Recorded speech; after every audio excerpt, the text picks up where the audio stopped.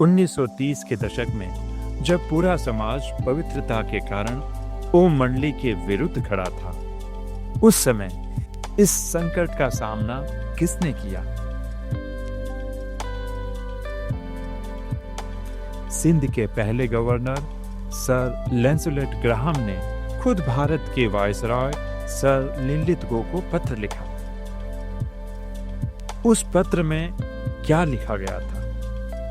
क्या थी वो बातें जो गवर्नर को आश्चर्य में डालती? तो आइए जानें ब्रह्मा कुमारीज के इतिहास का यह अविस्मरणीय अध्याय।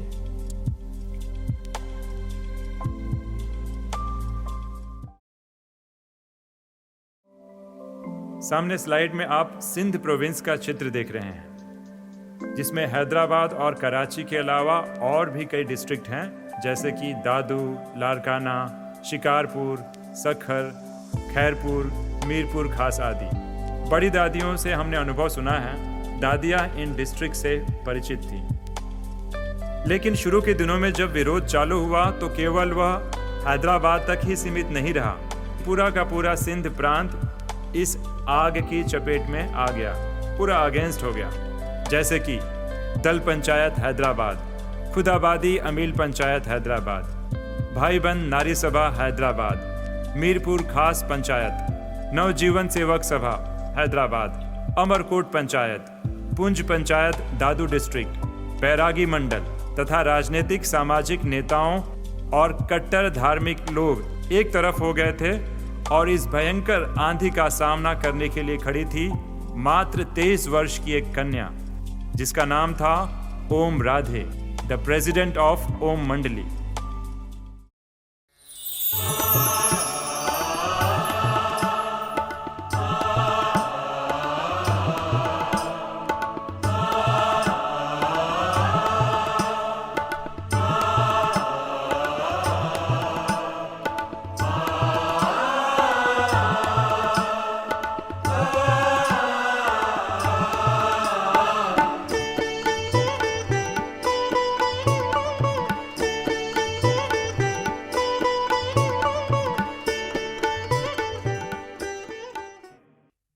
यह सारा हंगामा किस बात पर खड़ा हुआ?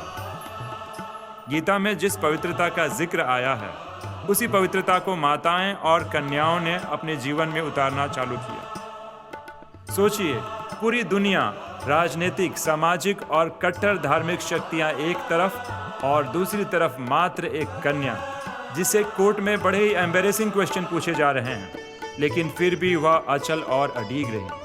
जबकि शुरू के दिनों में ज्ञान की इतनी स्पष्टता नहीं थी, फिर भी यह कन्या दृढ़ निश्चय और अदम्य साहस का परिचय देती है। भला इतना बल और शक्ति कहां से आई? कौन सी शक्ति अपना कार्य कर रही थी? आज लोग फेमिनिज्म या फेमिनिस्ट मूवमेंट की बात करते हैं। मैं तो कहूँगा कि गुलाम भारत में जब नारियों की दशा बहुत ही दयनीय थी, इस समय पवित्रता के लिए जिसने मशाल उठाई वह ओम राधे ही थी, जिन्हें the pioneer of feminism for purity in India कहने में कोई दो राय नहीं होगी।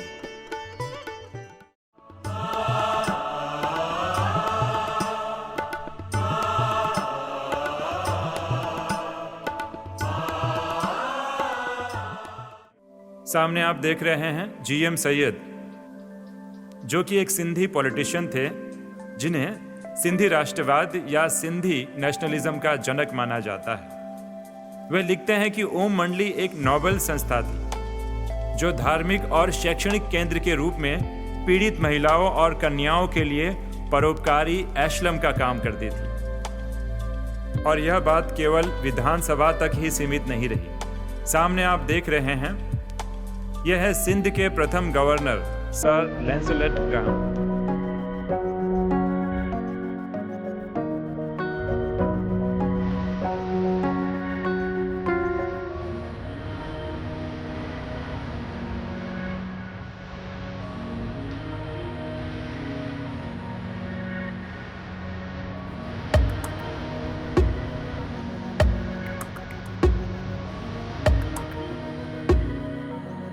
सर लैंसोलेट ग्राहम भारत के तत्कालीन वायसरॉय या वायसरॉय ऑफ इंडिया सर लिनलित गो को पत्र लिखते हैं।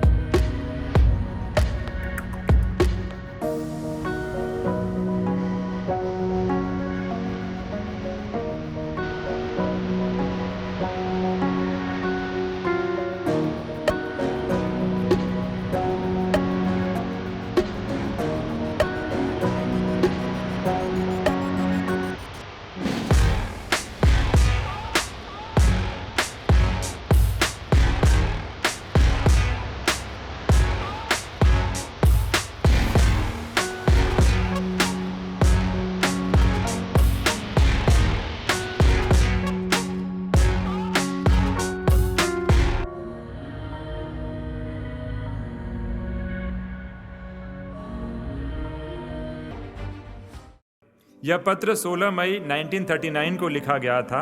उसका मैं सारांश आपको बता रहा हूं, जिसमें वो लिखते हैं कि मैंने पहले भी आपको जिक्र किया था हिंदू धार्मिक सुधार आंदोलन, जो कि ओम मंडली के नाम से जाना जाता है। ये गौर करने वाली बात है, यहाँ पे शब्द उन्होंने यूज़ किया है हिंदू धार्मिक सुधार आंदोलन, अर्थात सर लैंसलेट ग्राहम ओम मंडली को हिंदू धार्मिक सुधार आंदोलन मानते थे। वे आगे लिखते हैं कि ओम मंडली के खिलाफ मेरे मंत्रियों ने आंदोलन छेड़ दिया है। मैंने अपने मंत्रियों को समझाने की खूब कोशिश की, लेकिन मैं इसमें असफल रहा। मैंने अपने मंत्रियों को समझदारी से काम लेने की बात कही, उन्हें समझाने का प्रयास भी किया, लेकिन मैं इसमें असफल रहा। पहले तो उन्होंने मेरी एडवाइस के खिलाफ एक ट्रिब्यूनल का गठन किया, जिसमें वकील रखने तक का प्रावधान न था।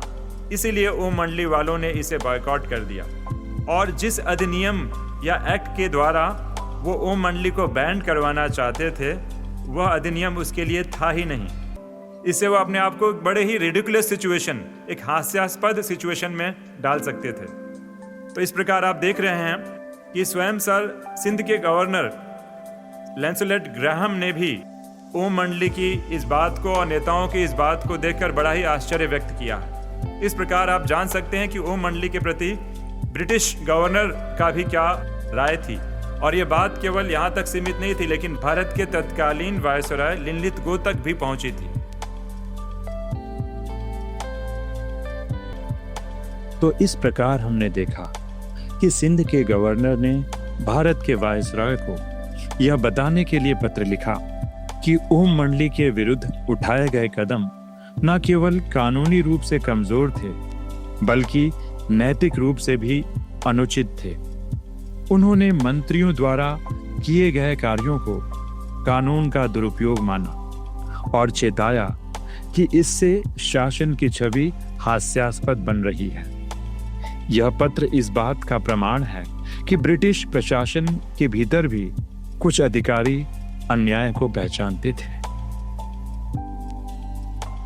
ओम शांति।